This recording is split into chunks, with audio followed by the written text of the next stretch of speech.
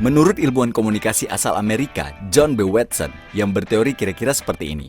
Behavior atau perilaku pribadi seseorang adalah stimulus terhadap respon luar setelah diamati. Maka, respon kebanyakan orang dapat diprediksi seperti apa? Gaya komunikasi oleh pemimpin bisa mempengaruhi pola ketertarikan yang kuat bagi pemilih. Dalam kasus pilihan gubernur Bengkulu tahun 2020 yang diikuti oleh 3 pasang calon, mari kita lihat dan sama-sama bandingkan bagaimana gaya retorika ketiga kandidat gubernur. Kemudian selanjutnya kami melakukan prosesi pendaftaran, diterima langsung oleh Ketua Bawaslu Provinsi Bengkulu beserta seluruh anggota, Ketua KPU Bengkulu beserta seluruh anggota. Datar dan normatif sekali. Dan mudah-mudahan ini forum untuk mengklarifikasi itu dari 2 rumah sakit, dan itu bisa dicek. Dan rumah sakit itu bukan rumah sakit abal-abal, Pelni itu nomor 1 rekomendasi dari Kementerian Kesehatan. Lebih meninggi, tapi juga normatif.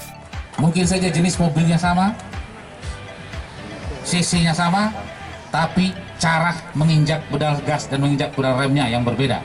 Sehingga siapa yang duluan sampai kadang-kadang berbeda.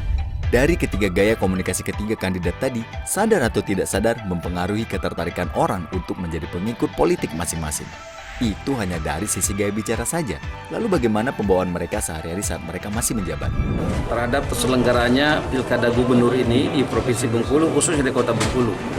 Maka kemudian dalam pandemi COVID-19 ini, Sampai hari ini kita terkait dengan logistik, baik itu kartu suara, kemudian kotak suara, termasuk DPT sudah tidak ada persoalan. Khusus Enggano besok pagi akan mulai diberangkatkan. Yang telah dibuat oleh para petani seprovinsi Bengkulu yang telah membuat provinsi ini swasembada pangan, bahkan surplus beras. Belum lagi, kendaraan sehari-hari Rohidin mesti tak selaku cenderung memakai mobil dinas mewah jenis Toyota LC tahun terbaru pastinya, yang harganya miliaran. Dengan pengawalan yang lengkap, bahkan dengan pengawalan polisi saat bepergian, walaupun misalnya berangkat dari rumah ke kantor yang jaraknya tidak seberapa. Lalu bagaimana dengan Helmi Hasan?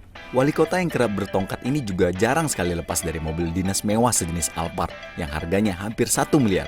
Baru, itu pastinya. Dan lengkap dengan iring-iringan pengawal dan lain-lain. Lalu bagaimana dengan Agus Rin? Kendaraan kesehariannya adalah Alphard usang milik pribadinya sendiri dan jarang sekali memakai fasilitas mobil dinas LC-nya. Pengawalan?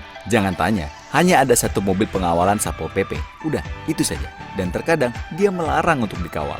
Dia lebih sering berjalan sendirian, hanya ditemani supir dan ajudan. Dalam memilih pakaian saat menjabat gubernur, Bapak ini lebih sederhana dalam berpakaian. Sering sekali terlihat hanya memakai kemeja putih panjang yang digulung lengannya. Jauh sebelum gaya berpakaian ini tren sebagai gaya Jokowi. Dan perhatikan, meski menjabat sebagai gubernur dalam lebih dari 5 tahun, tapi jarang sekali terlihat memakai lencana jabatan kebesaran seorang kepala daerah. Itu loh, yang kayak jengkol loh, warnanya emas. Mengapa? Ternyata seorang pernah menanyakan hal ini langsung kepadanya. Jawabannya, itu hanya membuat pemisah antara saya dan rakyat saya. Ya buat apa? Belum lagi seringkali menolak diatur-atur oleh protokoler. Nggak usah lebay katanya. Lanjut, gaya berperilaku keseharian Rohidin dan Helmi bukannya tidak bagus. Tapi bagi saya, biasa saja. Bahkan sangat biasa. Toh banyak kepala daerah yang bergaya seperti itu. Menjaga penampilan agar tetap terlihat gagah dan karismatik di depan umum. Tidak ada yang salah, semuanya keren. Ini hanya soal style saja, kata Pak Dirman, teman saya. Tapi tunggu dulu, dari hasil beberapa survei terdahulu, Agus Rin memuncaki posisi top of mind dalam masyarakat.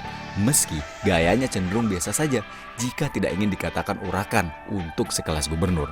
Ternyata, usut punya usut, gaya koboi Agus Rin lebih banyak disukai masyarakat karena dianggap lebih membaur. Bener juga sih, rakyat tidak butuh pemimpin yang necis dan gagah, tapi urakan dalam bekerja dan lunglai dalam prestasi, bosku. Rakyat butuh pemimpin karena karya kerjanya, bukan batik mahal dan mobil mewahnya. Monggo.